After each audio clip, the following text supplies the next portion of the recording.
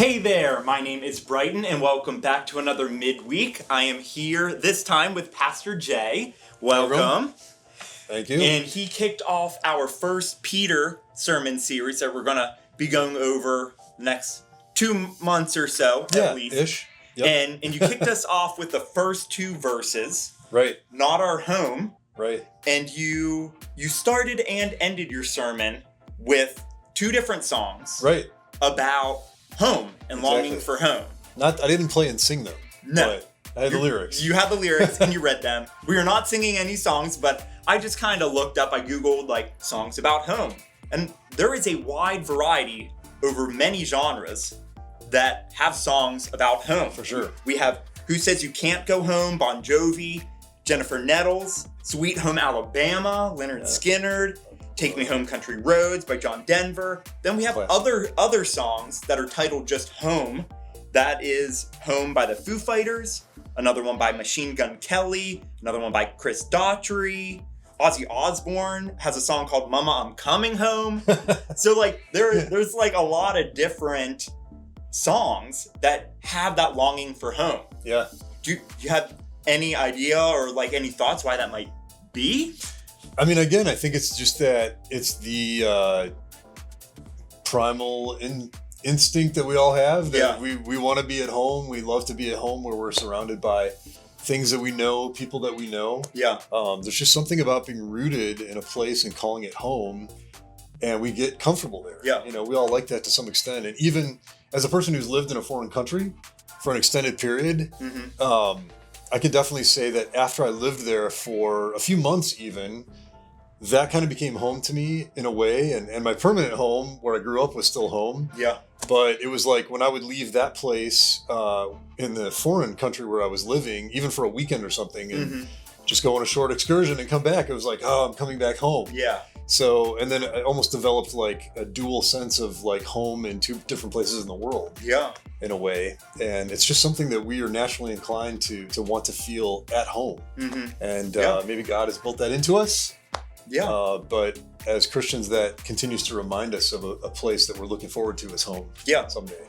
And how that connects to the letter of 1 Peter. Right.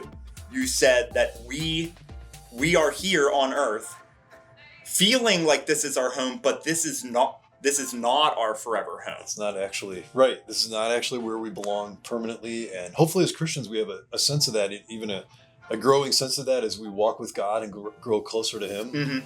And I talked about the signs that we see and the things that make us uncomfortable that remind us that this place is not a permanent state for us, and that God has a home and all that word means to us, and all that we look forward to and long for in that home is still ahead for us. Yeah, absolutely.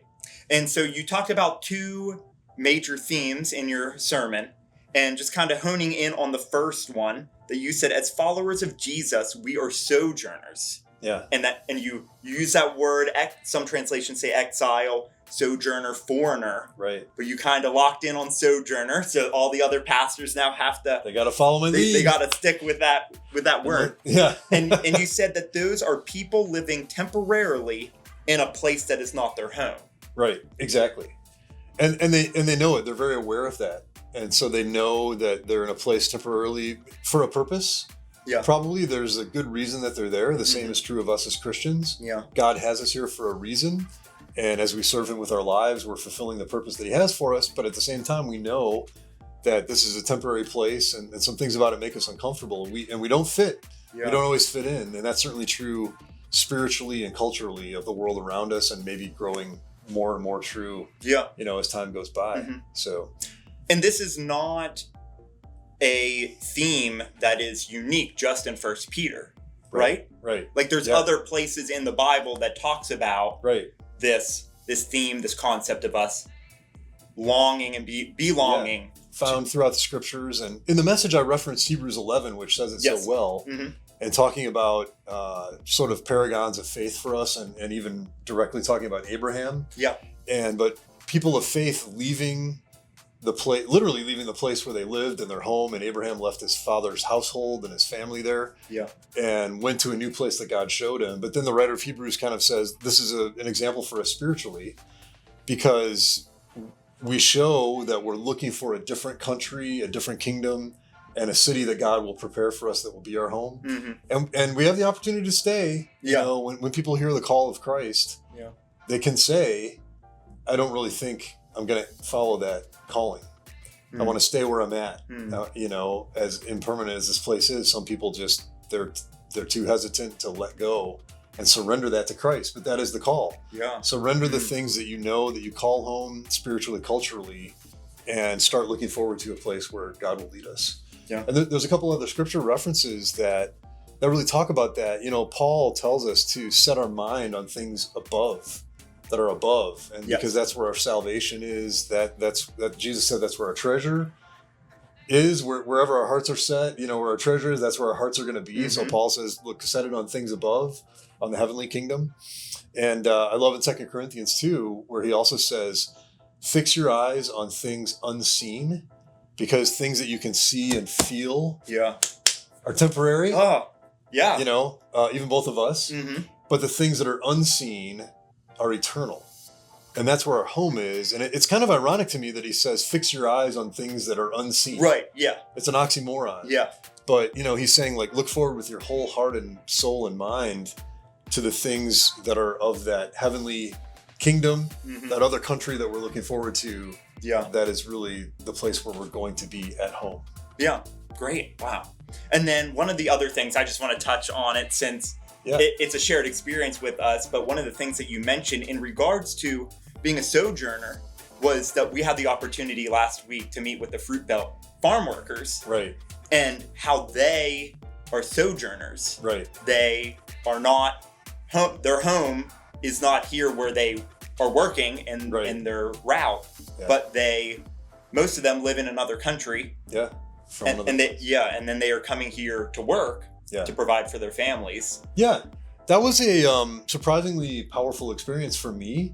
To go and visit with these people, and it really, you know, I think it made us think about, you know, you're in the presence of a sojourner and somebody that's temporary, and it highlights your own situation and that you're a little bit more at home, and then you know these people are not. I would really encourage you, you know, groups within our church, small groups, Sunday school, service teams, whatever. The people that you like to get with to sign up. We can connect you with Pastor Christian and the Fruit Belt Farm Workers Ministry. And it's a great experience and a way to minister to people who could use just some presence and some prayer.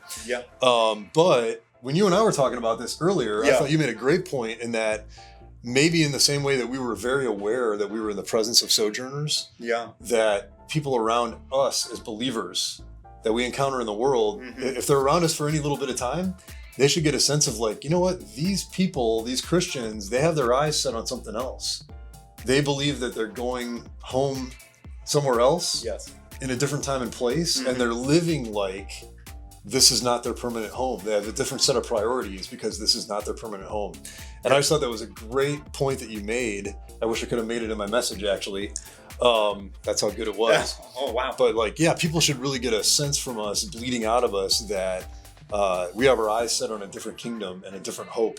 And that's what God is bringing to us. And hopefully people can sense that and maybe that'll intrigue them.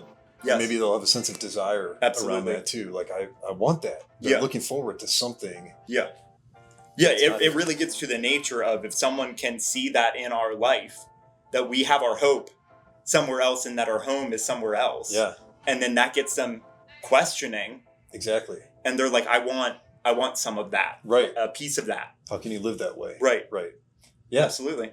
Thanks so much for mentioning that.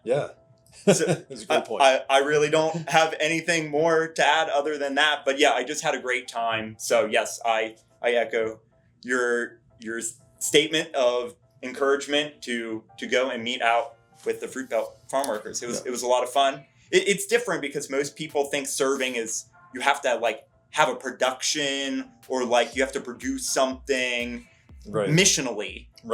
But God created us to be relational as well, and that is serving our community around us as well. Yeah, and people they have a need for social interaction. Yes. And everybody wants to get out of their routine every now and then. And these are people that just, their routine is so same day after day, hour after hour. Yes. And so just to be there and to offer some presence to them and to pray for them and extend care to them, it meant so much to them. You could tell in the experience how significant that was to them. So really, really great experience. Great. Yeah. I just wanted to point that out as well. Yeah.